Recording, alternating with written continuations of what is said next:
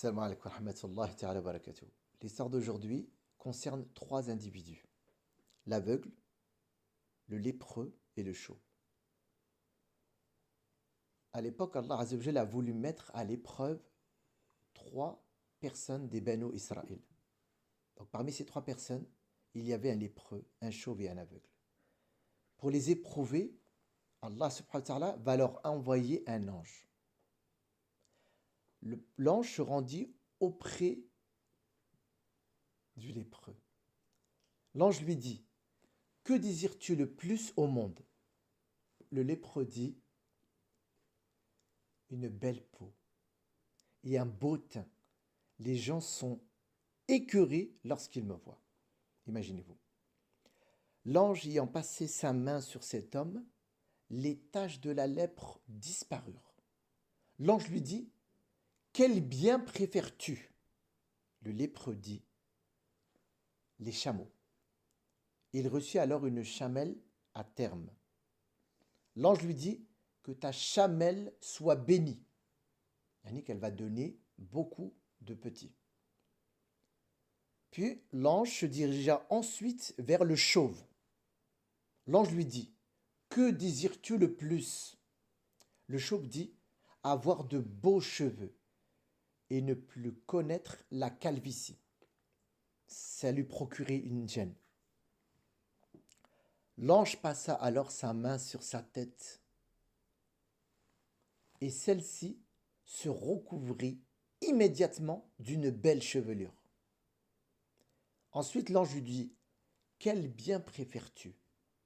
Le chauve dit: les vaches. Il lui donna alors une vache pleine et il lui fit cette invocation: que ta vache soit bénie, c'est-à-dire qu'elle va te donner encore beaucoup de petits. L'ange se rendit ensuite chez l'aveugle. Il lui dit: que désires-tu le plus?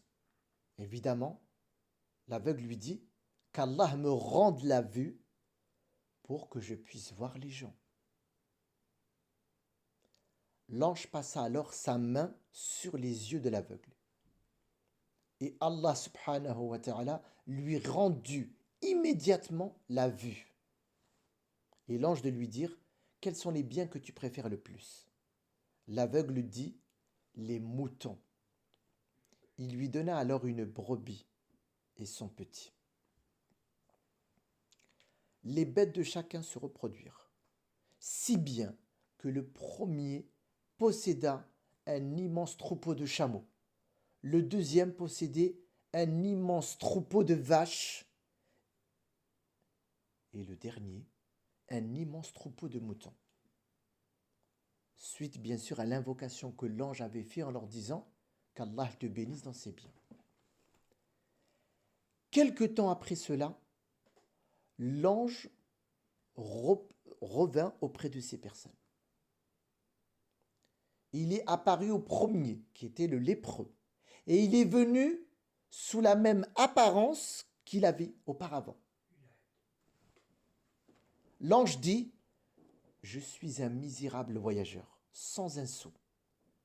Je n'ai plus rien, à moins qu'Allah et toi puissiez m'aider. Au nom de celui qui t'a fait don de cette belle couleur, de cette jolie peau et de toutes ces richesses, je te demande de me donner un chameau pour que je puisse continuer ma route. Que va répliquer le lépreux? Il dit: tu sais, je dois beaucoup d'argent. L'ange dit: mais on dirait que je te connais. Et il lui dit: je l'ai hérité cet argent. Alors l'ange lui dit: mais on dirait que je te connais.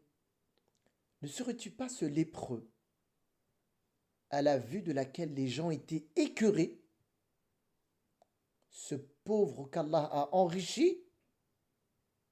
Les lépreux prétexta: mais non, c'est un héritage de père en fils. L'ange dit: attention, si tu mens, alors qu'Allah te relègue à ta première condition. Subhanallah. L'ange alla ensuite voir l'ancien chauve. Et il vint auprès du chauve sous la même apparence qu'il avait auparavant. Ils échangèrent exactement les mêmes mots. Il est venu sous la forme donc d'un chauve, quelqu'un qui était dans le besoin et qui lui a demandé de l'aide. Et l'autre a prétexté exactement les mêmes excuses que le lépreux, en disant « c'est un héritage, je suis endetté, je ne peux pas t'aider, laisse-moi tranquille ». Alors l'ange de lui répondre « si tu me mens, alors qu'Allah te relègue à ta première condition ». L'ange se rendit ensuite chez l'ancien aveugle, sous l'aspect qu'il avait auparavant. Et l'ange lui dit « je suis un misérable voyageur, sans un sou. Je n'ai plus rien à moins qu'Allah et toi m'aidiez.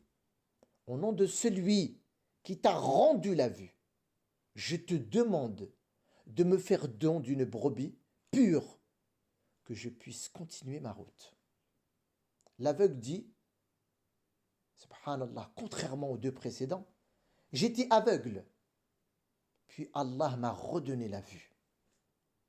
J'étais pauvre, Allah m'a enrichi.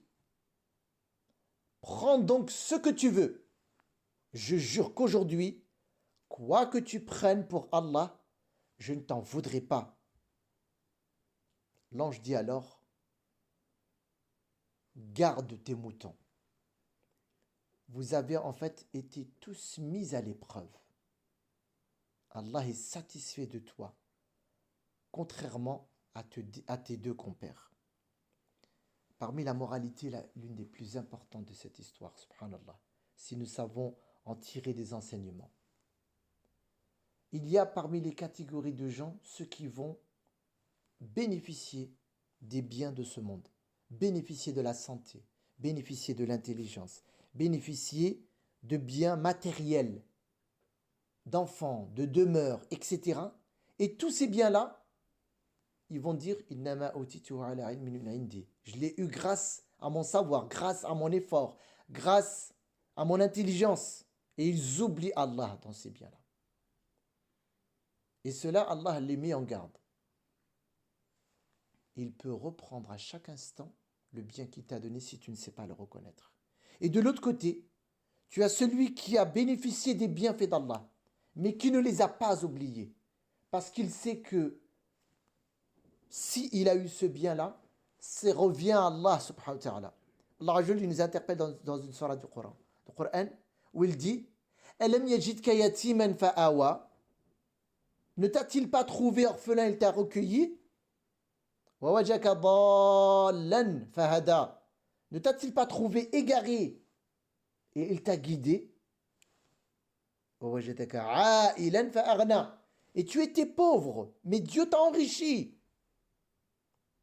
Allah, il rappelle au prophète les bienfaits qu'il lui a donnés. Tout comme il nous rappelle à nous qu'effectivement, nous étions pauvres, démunis et Dieu nous a enrichis. Nous étions égarés et Dieu nous a permis de goûter à la foi. Etc., etc. Et tu multiplies à gogo les exemples. Dieu te dit, si vous multipliez et essayez de dénombrer les bienfaits d'Allah, tu n'y arriveras jamais. Mais qu'est-ce qu'il te dit?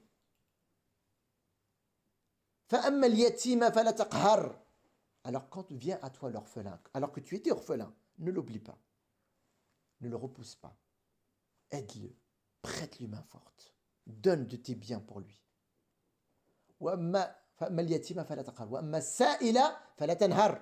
Celui qui vient te demander, ne le repousse pas.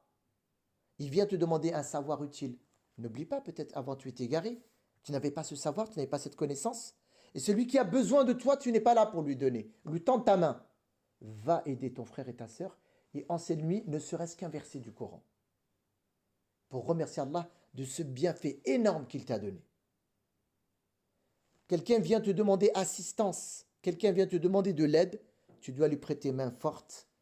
Wallahu fi aoun al-abd, madame al-abd fi aouni akhih. Et Dieu est avec le serviteur tant que celui-ci est à côté de son frère. Pour conclure, Allah subhanahu wa ta'ala, il nous dit qu'il va nous éprouver dans la vie par des épreuves difficile par le fait de nous retirer des biens, mais aussi et surtout par les bienfaits qu'il va nous donner.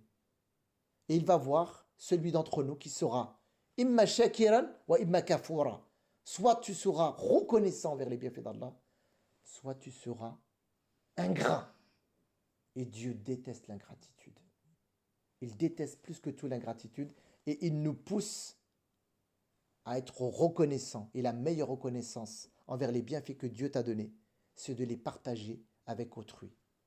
Walhamdulillah Rabbil Alamin. Wassalatu wassalamu ala Rasulullah wa ala alihi wa ashabihi ajma'in.